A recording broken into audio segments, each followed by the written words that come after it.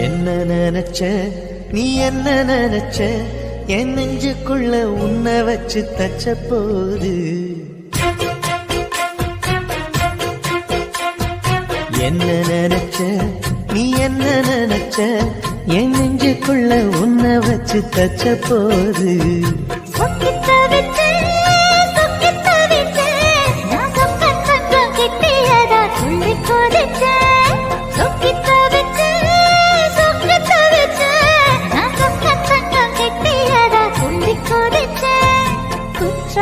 சரது கண்ணோர ஊறி வர ஒன்னு நினைச்சேன் நான் ஒன்னு நினைச்சேன் எந்த பூர்வ ஜென்ம புண்ணியமா